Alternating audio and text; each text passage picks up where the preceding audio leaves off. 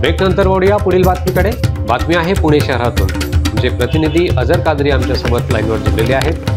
जाणून घेऊया त्यांच्याकडून सविस्तर बातमी।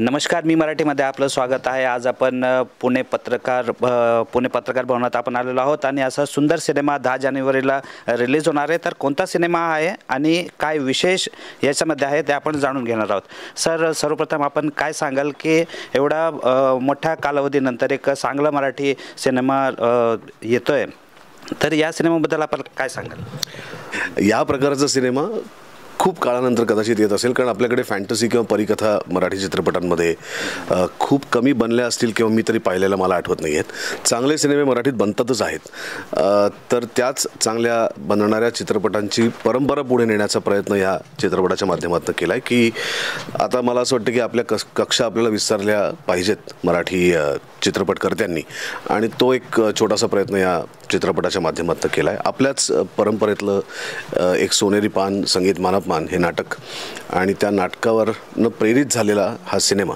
अर्थात संगीतमय सिनेमा आहे, संगीतमय फॅन्टसी आहे, परिकथा आहे, प्रेमकथा आहे आणि एक अशी गोष्ट आहे जी गोष्ट बघायला कुठलेही वयाचं भान लागत नाही। लहान मुलांपासून ते अगदी वृद्ध माणसांपर्यंत कोणीही येऊन ज्याला चांगली कथा बघायला आवडते तो कुठलाही प्रेक्षक हा चित्रपट आनंदाने बघू शकेल आणि एन्जॉय करू शकेल। सर, आपण प्रेक्षकांना काय आवाहन करणार या चित्रपटासंदर्भात की जास्त करून लोक मोबाईल वर हे बघणं हे करतात, सिनेमामध्ये जात नाही, तर या जे यंग पिढी आहे जे मोबाईलवर जास्त करून सगळे सिनेमा बघतात, तर त्यांना आपण काय आवाहन करणार? मला खात्री आहे हा सिनेमा त्यांना मोबाईलवरनं बाहेर काढून चित्रपटगृहात घेऊन येईल।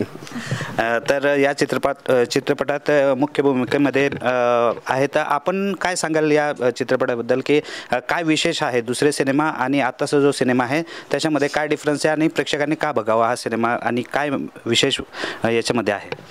मला असं वाटतं आत्ता आपण बोलतोच आहोत त्याप्रमाणे खूप काळानंतर एक अशी परिकथा, संगीतमय परिकथा आपल्याला पाहायला मिळणार आहे। आणि आत्ताचा काळ असा आहे की अनेक लोक मराठी सिनेमा OTTवर पाहण्याची वाट पाहतात, पण आत्ता सुबोधदादा म्हणाला तसं की ही कथा, हा सिनेमा असा आहे की त्या सगळ्यांना थिएटरमध्ये आवर्जून जाऊन हा चित्रपट पाहायला भाग पाडेल, कारण ह्याचं संगीत आधीच आत्तापर्यंत जे काही संगीत प्रेक्षकांना उपलब्ध आहे ते त्या सगळ्या गाण्यांवरती प्रेक्षकांनी भरभरून प्रेम केलेलं आहे।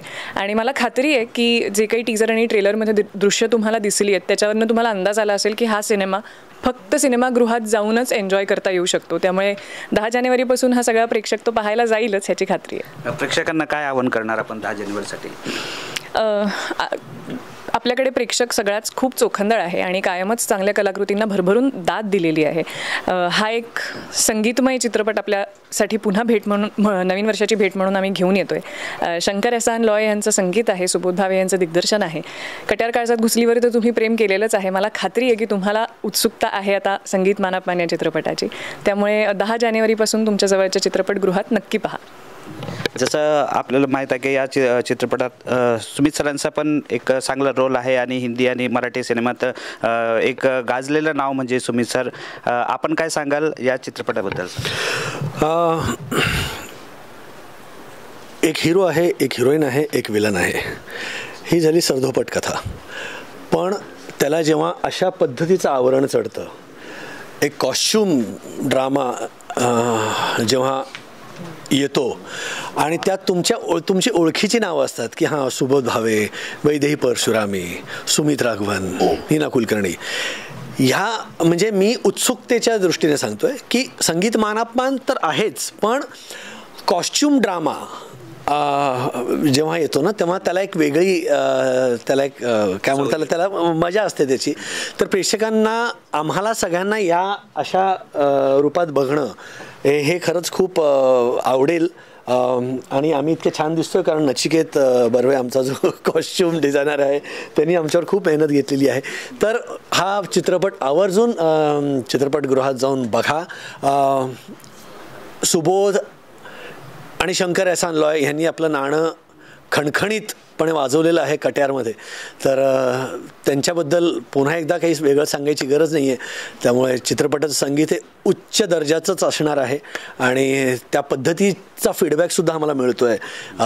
आम्ही 23 डिसेंबरला जेव्हा गाण्याचं जेव्हा लॉन्च 23 डिसेंबरला नाही सॉरी त्याच्या आधी लॉन्च झाला 28 नोव्हेंबरला जेव्हा 23 डिसेंबरला सॉरी ट्रेलर लॉन्च झाला 28 नोव्हेंबरला जेव्हा आमची गाणी बाहेर आली तेव्हापासून मिलियन व्ह्यूज झालेले आहेत गाण्यांचे. तर त्यामुळे सगळ्याच बाजूने हा चित्रपट लोकांना आवडेल ह्याची गॅरंटी आहे. मी मराठीचे जे प्रेक्षक आहेत त्यांना आपण काय आवाहन करणार चित्रपटाबद्दल? मी मराठीच्या सर्व प्रेक्षकांना नववर्षाच्या खूप खूप शुभेच्छा. नवीन वर्षात आम्ही ही एक नवीन भेट तुमच्यासाठी घेऊन येत आहोत. 10 जानेवारीला अवश्य चित्रपटगृहात जाऊन हा चित्रपट बघा. मला माहिती आहे की आपण सगळंच हल्ली या या या एका यंत्रावरच बघत असतो, पण बऱ्याचशा गोष्टी अशा असतात ना की ज्या तुम्ही मोठ्या पडद्यावर बघणं फार गरजेचं असतं. मग ते गाणं असू दे, एखादा नृत्याविष्कार असू दे किंवा एखादा चित्रपट असू दे. तर त्यामुळे कृपा करून 10 जानेवारीला आपल्या नजीकच्या चित्रपटगृहात जा आणि हा पिक्चर बघा. धन्यवाद. जसं आपण बघितलं की एक चांगला सिनेमा 10 जानेवारीला आपल्याला बघायला मिळणार आहे आणि या सिनेमाला जर योग्य न्याय द्यायचा असेल तर सिनेमागृहात हा चित्रपट बघावा असं आवाहन सगळ्यांनी केलेलं आहे. तरी 10 जानेवारीला प्रेक्षकांचा काय प्रतिसाद असेल ते आपण पुढच्या एपिसोडमध्ये पाहूया. मी अझर कादरी, मी मराठी, पुणे. यानंतर इथेच थांबूया. ताज्या घडामोडींसाठी पाहत राहा मी मराठी, बातमी महाराष्ट्राची. यशस्वी उद्योजकांची गाथा, काय होते त्यांच्या यशाचे रहस्य, काय होते त्यांच्या उद्योग जीवनातील अडचणी, कसे केले त्यांनी त्यावर मात. लवकरच घेऊन येत आहोत हॅपेक्स मीडिया प्रस्तुत मी उद्योजक, फक्त मी मराठीवर.